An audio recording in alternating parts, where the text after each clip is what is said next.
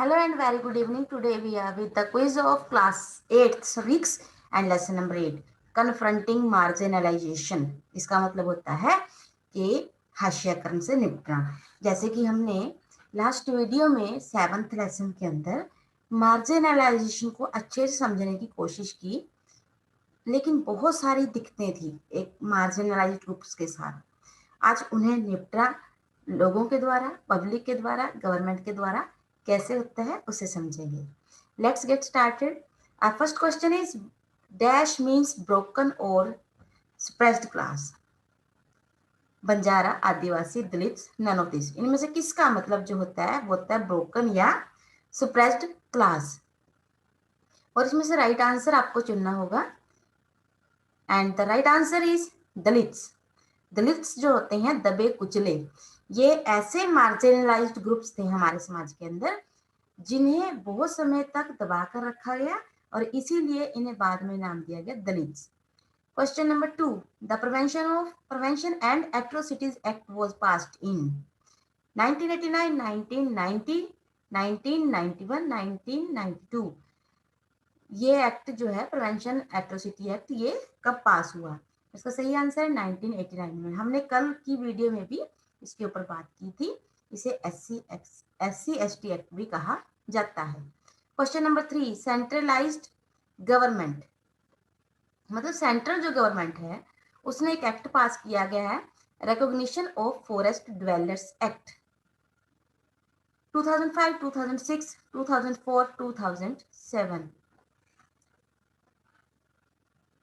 and you have to choose one of the right answer and right answer is 2006 है। क्या ये आदिवासियों के लिए उनके जो इंटरेस्ट हैं उसे प्रोटेक्ट करने के लिए this act was passed in 2006। Question number 4, which article states that there will be no discrimination against on the basis of religion, race, caste, sex और place of birth। किस आर्टिकल में कहा गया है कि कोई भी डिस्क्रिमिनेशन जो नहीं होगा? 14, 15, 17, 18, 21। इसमें से आपको एक चूज करना है right answer and the right answer is 15। 15 में कहा गया है कि कोई किसी भी प्रकार का कोई डिस्क्रिमिनेशन नहीं होगा, जबकि 17 में कहा है कि अनटचेबिलिटी खत्म हो चुकी है। इस प्रकार से सरकार ने बहुत सारे आर्टिकल्स में बार बार इस चीज को मेंशन किया है कि किसी भी प्रकार का कोई डिस्क्रिमिनेशन या अनटचेबिलिटी को बढ़ावा नहीं दिया जाएगा, बल्कि इसे पूर्ण रूप से बैनिश कर दिया जाएगा। Question number 5, how does government ensure to end the inequality in the country. Government कैसे इंश्योर करेगी कि इनइक्वालिटी खत्म हो चुकी है? Through laws, through reservation, both A and B, none of these. And you have to pick one of the right answer and the right answer is both A and B। Law भी बनाएगी और reservation भी देगी, उसके जरिए जो inequality है हमारे समाज में उसे खत्म करने का प्रयास किया जाएगा। Question number 6, which article states that, कौन सा आर्टिकल कहता है अनटचेबिलिटी हैज बीन अबलाइज्ड, छुआछूत जो है खत्म हो चुकी है, उसका खत्म हो चुका है? आर्टिकल 14, 15, 17 और none of these। You have to choose one of the right answer and the right answer is Article 17 as I have discussed earlier। Question number 7, what is manual scavenging? Manual scavenging क्या होता है? Scavenging by machine, scavenging by hand, scavenging by power, all of these and you have to choose one of the right answer and the right answer is scavenging by hand। Manual scavenging पूछा। Manual का मतलब है कि हाथ से सफाई करना। सफाई कैसे? जो ड्राई लैट्रिन्स में जो लैट्रिन है उसे उठाना, और वो भी हाथ से, मैला ढोना जिसे कहा जाता है, वो हाथ से किया जाता था, ना कि किसी मशीन से। Question number 8, the Adivasi activist who has pointed out the encroachers of timber merchants and paper mill owners। एक आदिवासी एक्टिविस्ट का नाम बताना है जिन्होंने इस बात को पॉइंट आउट किया, इस बात को उठाया कि टिम्बर मर्चेंट जो हैं, लकड़ी के व्यापारी हैं, पेपर मिल ओनर हैं, वो कैसे जंगलों में घुसकर उनके पेड़ पौधों को नुकसान कर रहे हैं या उन्हें काट रहे हैं। चोखा मेला, सी के जानू, Kabir, all of this and you have to pick one of the right answer and right answer is C के जानू। Question number 9, who need the constantly work to bring equality and dignity for all. सभी के लिए समानता और सम्मान लाने के लिए किसे काम करना होगा? फॉरेनर्स को, government, public, both B and C, and you have to choose one of the right answer, and the right answer is both B and C. Government और पब्लिक जब मिलकर काम करेंगे तभी equality and dignity both will come to our society. Question number 10, Suraya Bai, a great poetess, belong to which caste? Adivasi, Mahar, Brahmins, none of these. You have to choose one of the right answer, and the right answer is Mahar community. Suraya Bai belonged to Mahar caste. She was the wife of great poet Saint Chokhamela of Maharashtra in the 14th century. और उन्होंने अपनी poems के अंदर बहुत अच्छे से untouchability को उठाया है और बताया है कि अनटचेबिलिटी का मतलब यदि दूषित होना है तो दूषित तो हर व्यक्ति है। बहुत अच्छी पोएम लिखी हुई है, आपको एनसीईआरटी पढ़नी चाहिए। Question number 11, reservation policy are adopted by government for the benefits of.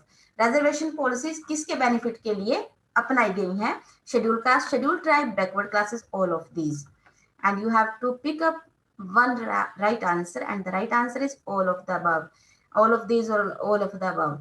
Question number 12, when did Safai Karmchari file PIL in the Supreme Court? 2002, 3, 4, 5। इसमें से आपको एक राइट आंसर चूज करना है, and the right answer is 2003।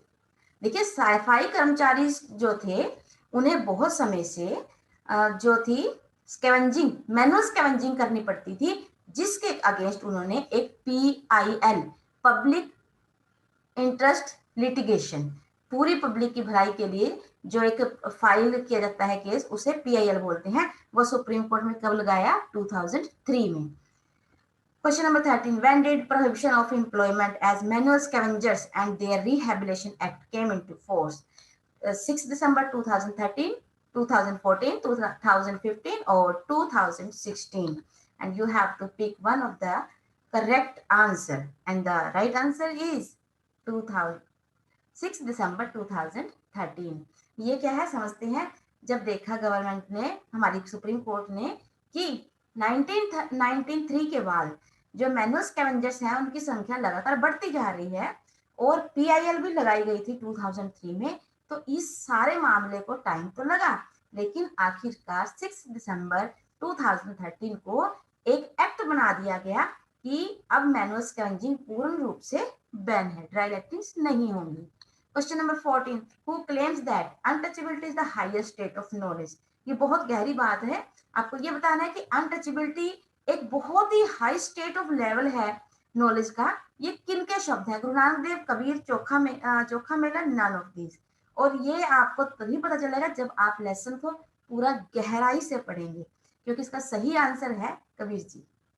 Kabir ji ने कहा है untouchability is the highest state of knowledge. असल में अनटचेबिलिटी का मतलब ये नहीं कि जिसे छूना नहीं, ये जो दूषित है, बल्कि अनटचेबिलिटी का मतलब ये है जिसे किसी की नॉलेज आसानी से पार नहीं कर सकती है। इतनी ऊपर के लेवल की हाईएस्ट नॉलेज है कि जिस व्यक्ति के विचार नैरो माइंडेड विचारों से भरे हुए हैं, that person can not touch these persons. So untouchability is the highest state of knowledge.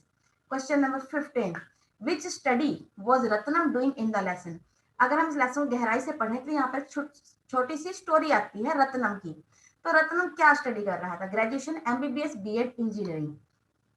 इसका भी एक आपको फटाफट से राइट आंसर चूज कर लेना है, and the right answer is engineering. देखिए, जो जगमालगढ़ है महाराष्ट्र में, एक गांव है जहां पर एक फेस्टिवल मनाया जाता है 5 सालों में एक बार। वहां के लोकल डाइटी की पूजा की जाती है। उसके बाद 20 गांव से प्रीस्ट आते हैं, पुजारी आते हैं। फिर उसके बाद उसी गांव में से एक सफाई कर्मचारी जो है वो उनके सबके पैर धोता है और फिर उसी पानी से वो नहाता है। और रत्नम एक लड़का है जिसकी फैमिली में पीछे इंसेस्टर्स, दादा परदादा पिता सब यही काम करते आ रहे थे, और अब बारी थी रत्नम की, और रत्नम ऐसा करने से मना कर देता है। और ये मामला जो है मीडिया के द्वारा बहुत ऊपर लाया जाता है, और धीरे धीरे बहुत विरोध करने के बाद उसको बाइकाट कर दिया जाता है, उसकी फैमिली का बाइकाट कर दिया जाता है। लेकिन इन सब के बावजूद जो है रत्नम की फैमिली को वहां से जाना पड़ता है, और लेकिन उसके बाद उस फेस्टिवल को जो है बंद कर दिया जाता है। तो इसीलिए इसका सही आंसर जो है engineering. Question number 16 and this is the last question. Dash this means to exclude or banish an individual or group. किसका मतलब ये होता है कि लोगों को या ग्रुप को या क्लास एक लोग को बाहर जाना पड़ता है अपना गांव छोड़कर। ostracize, confront, assertive, none of these, and you have to choose one of the right answer, and right answer is ostracize। इसमें क्या है, बहिष्कार कर देते हैं कि इस परिवार का या इस व्यक्ति का बहिष्कार कर देते हैं और उसे वहां से बाहर जाना पड़ता है, अपने गांव से बाहर, और कोई भी उससे व्यक्ति से कांटेक्ट नहीं करता। तो इस प्रकार की चीजें जो है हमारे समाज में आज भी कहीं ना कहीं बहुत सारे जाने अनजाने लोगों का मन दुखा रही हैं।